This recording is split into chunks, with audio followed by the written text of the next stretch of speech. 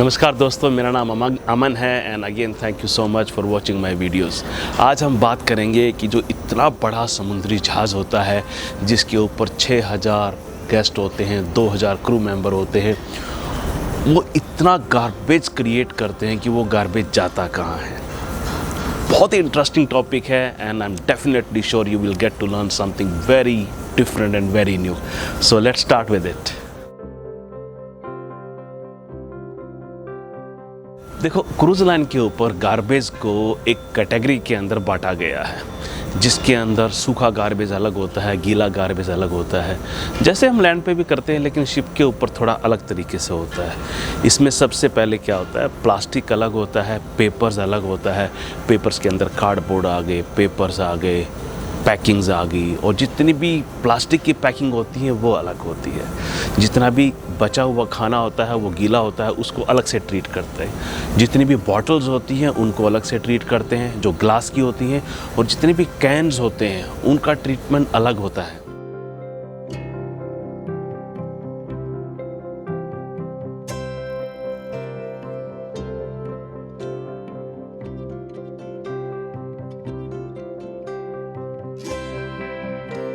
चलो देखते हैं और समझते हैं कि सबसे पहले जो गार्बेज आता है वो आता है कहाँ पे। आप देख सकते हो ये 4 बिन है यहाँ पे, इन सब पे आप पढ़ सकते हो। ये वेट गार्बेज है, ये पेपर है, ये प्लास्टिक है, और ये ग्लास है। इसमें कैन्स भी साइड में होते हैं। सो सबसे पहले जो है वो गार्बेज कलेक्शन यहाँ पे होती है खाना खाने के बाद लोग। तो आप देख सकते हो ये वेट गार्बेज है, खाना सारा इसमें आता है, बचा हुआ खाना। ये सारा पेपर है यहाँ पे, ये सारा प्लास्टिक है, और ये इसके अंदर कैन्स है, और ये यहाँ पे देख सकते हो आप, ये ग्लासेस वगैरह, ये चाइना वेयर वगैरह वो यहाँ पे इकट्ठे होते हैं। तो ये एरिया है जहाँ पे सारी डर्टी प्लेट्स आती हैं, ग्लासेस आते हैं, और सारा गार्बेज यहाँ पे इकट्ठा होता है। ये प्लेटें सारी इस मशीन के अंदर वॉश होती हैं। चलो मैं दिखाता हूँ कि इसके बाद ये गार्बेज जाता कहाँ है, और कौन कौन सी कैटेगरी है इस गार्बेज के अंदर जो कि हम शिप पे इकट्ठा करते हैं, और कैसे उस गार्बेज को हम सारा ट्रीट करते हैं। सो देखिए, ये प्लान है पूरे गार्बेज की। आप देख सकते हो उसके अंदर ये पूरी प्लानिंग है कि कौन सा गार्बेज कैसे ट्रीट किया जाता है। ये वो रूम है जिसके अंदर सारा गार्बेज इकट्ठा आता है। ये यूज्ड ऑयल है, ये देखो ये कार्टन इकट्ठे किए हुए इन्होंने यहाँ पे।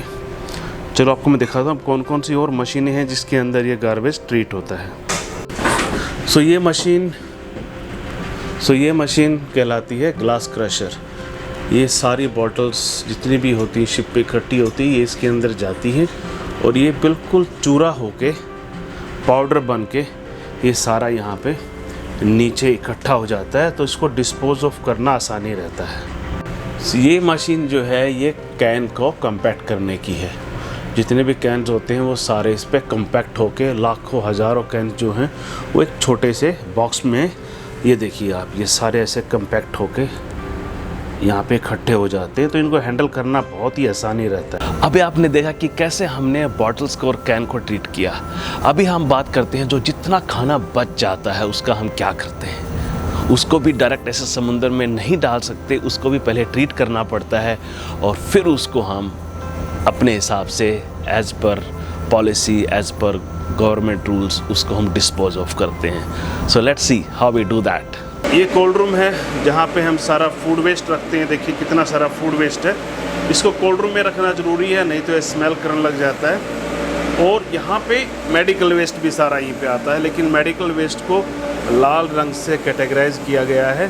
तो आप किसी और चीज़ के साथ इसको मिक्स नहीं कर सकते, क्योंकि इसको अलग से ट्रीट किया जाता है। इस कमरे का जो टेम्परेचर है ये 3 से 4 डिग्री सेल्सियस के आसपास रहता है, और फिर बाद में इसको हम पोर्ट के ऊपर ऑफलोड कर देते हैं, जहाँ पे इसको अलग तरीके से ट्रीट किया जाता है। और इस मशीन को बोलते हैं हम श्रेडर। दैट मीन्स जितने बड़े बड़े कार्डबोर्ड्स होते हैं उसको श्रेड करके स्मॉल पीसेस के अंदर, and then we collect everything down hair.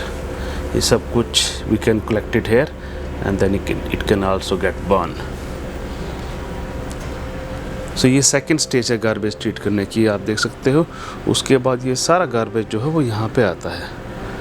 So this is the area where जहाँ पे गार्बेज 8 से 10,000 लोगों का ट्रीट होता है।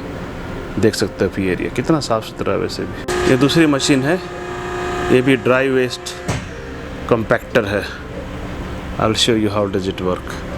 देखिए आप, ये देखिए ऐसे इसको हम कॉम्पैक्ट कर देते हैं एंड उसके बाद इसको हम कॉम्पैक्ट करके ऐसे फोल्ड कर देते हैं, तो इजी रहता है इसको टैकल करना, इसको स्टोर करना। ये कुछ और कैटेगरी है गार्बेज की। ये देखिए ये सारे कैंस हैं, एरोसल्स कैन हैं, इनको अलग से ट्रीट करते हैं। ये कार्ट्रेज हैं, इनको अलग से ट्रीट करते हैं।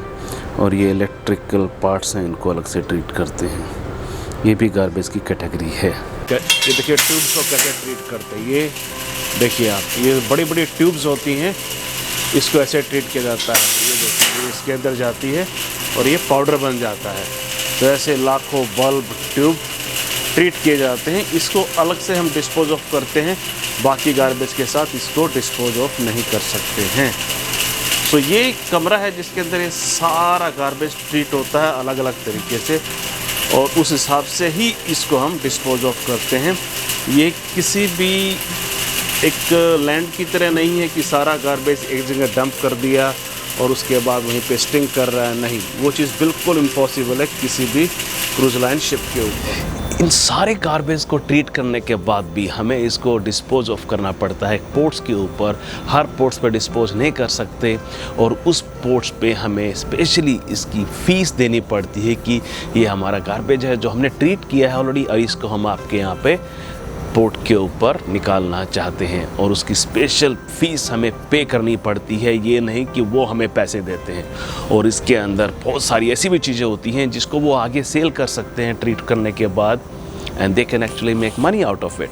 लेकिन शिप के लिए एक बहुत बड़ा चैलेंज रहता है, और ये बहुत ही ज़रूरी है कि गार्बेज जितना भी इकट्ठा हो शिप के ऊपर उसको अच्छे से ट्रीट करें और उससे अच्छे से सेग्रीगेट करें। इसलिए हम बोलते हैं शिप के ऊपर गार्बेज सेग्रीगेशन की रिस्पॉन्सिबिलिटी जो है वो हर एक आदमी की है, हर एक पैसेंजर की है, क्रू मेंबर की है कि अपना गार्बेज वो खुद सेग्रीगेट करे। I hope you like this video. If you have any question, you can write down in comment and I will certainly get back to you. Thank you so much. See you next time. Thank you.